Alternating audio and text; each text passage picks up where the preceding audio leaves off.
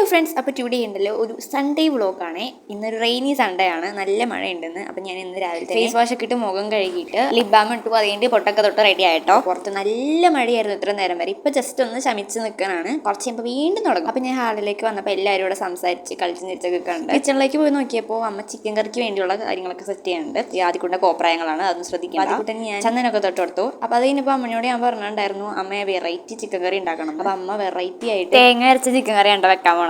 NCC-ലൊക്കെ ഉള്ള ഇച്ചിരി ആരോഗ്യം കിട്ടിക്കോട്ടെ എന്ന് വിചാരിച്ച് ഞാൻ ഹെൽത്തി ആയിട്ട് പഴമൊക്കെ കഴിക്കാണ്ട് ഇറങ്ങാനുണ്ടായിരുന്നില്ല സത്യം പറഞ്ഞാൽ. പക്ഷെ ഉണ്ടല്ലോ ഇന്ന് പഴത്തിനൊരു പ്രത്യേക ടേസ്റ്റ് തോന്നി. വിശന്നിരിക്കണ്ടാണെന്ന് പറഞ്ഞൂടാ എന്തോ. എന്നിട്ട് ഞാൻ ഉച്ചയായപ്പോഴൊക്കെ ഒന്ന് ചോറ് കഴിച്ചിട്ട് ഒട്ടും ഇഷ്ടപ്പെടില്ല എനിക്ക് ആ കറി. നല്ല വെളുത്തിരിക്കണ കറിയാണ്, കൊള്ളുമില്ലായിരുന്നു സത്യം പറഞ്ഞാൽ. എന്നിട്ട് ചായയൊക്കെ കുടിച്ച് കഴിഞ്ഞപ്പോൾ ഞാനും അനിയനും കൂടി ഗെയിം കളിച്ചു. കാർ റേസിംഗ് ആയിരുന്നു കേട്ടോ. ഞങ്ങൾ ഫസ്റ്റായി. റേസ് എന്ന് പറഞ്ഞാണ് ഞങ്ങൾ. പിന്നെ കുറെ കഴിഞ്ഞപ്പോഴത്തേനും എൻ്റെ ബൂട്ടൊക്കെ ഞാനൊന്ന് പോളിഷ് ചെയ്ത് വെക്കണമായിരുന്നു.